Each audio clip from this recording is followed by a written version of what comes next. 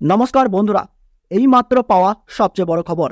এই বছর শুরু হতে চলেছে 100 বছরের মধ্যে সবচেয়ে বড় মহাজাগতিক বিরল পূর্ণগ্রাস সূর্যগ্রহণ। অন্যান্য বছরের মতো এই বছরেও দেশের মানুষেরা বিভিন্ন মহাজাগতিক ঘটনার সাক্ষী হতে চলেছে। তার মধ্যে দেখা যাবে সূর্যগ্রহণ এবং চন্দ্রগ্রহণ। এই সূর্যগ্রহণ এবং চন্দ্রগ্রহণ দেখা যাবে ভারতবর্ষ ও বাংলাদেশের বিভিন্ন জায়গা থেকে। তো আমি আজকে আপনাদেরকে জানিয়ে দেব ভারতবর্ষ এবং বাংলাদেশের সঠিক সময় অনুযায়ী এই পূর্ণগ্রাস সূর্যগ্রহণ কখন শুরু হবে, কখন শেষ হবে এবং এই গ্রহণের মধ্য সময় কখন থাকছে, সূতককালের সময় কখন থেকে শুরু হচ্ছে, সমস্ত তথ্যই আপনাদেরকে জানিয়ে দেব এই ভিডিওটির মাধ্যমে। তাই আপনারা ভিডিওটি মনোযোগ সহকারে শেষ পর্যন্ত দেখবেন এবং ভিডিওটিতে একটি লাইক করবেন, আপনার জেলার নামটি কমেন্ট বক্সে জানিয়ে দেবেন। আর আমাদের এই ইউটিউব চ্যানেলে নতুন দর্শক হয়ে থাকলে প্রতি মুহূর্তের গুরুত্বপূর্ণ লেটেস্ট আপডেট সবার আগে পাওয়ার জন্য এখনই চ্যানেলটিকে সাবস্ক্রাইব করে পাশে থাকা বেল বাটনটি অল করে রেখে দেবেন। তো ভারতবর্ষ ও বাংলাদেশ থেকে বছরের প্রথম পূর্ণগ্রাস সূর্যগ্রহণ শুরু হচ্ছে ইংরেজি 8ই এপ্রিল 2024 সাল সোমবার এবং বাংলা 25শে চৈত্র 1430 সাল।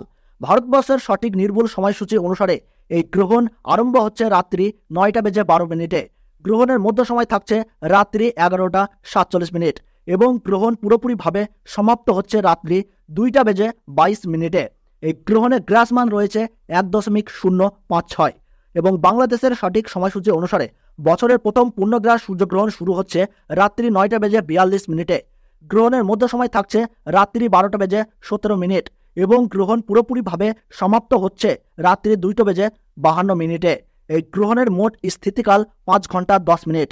এই গ্রহণ দৃশ্যমান হবে কানাডা, মেক্সিকো, মার্কিন যুক্তরাষ্ট্র, Netherland, Colombia, Costa Rica, Cuba, Dominica, Greenland, Ireland, Iceland, Jamaica, Norway, Panama, Nicaragua, Russia, Puerto Rico, Saint Martin, Spain, বাহামাতে এই সূর্যগ্রহণ দেখা যাবে।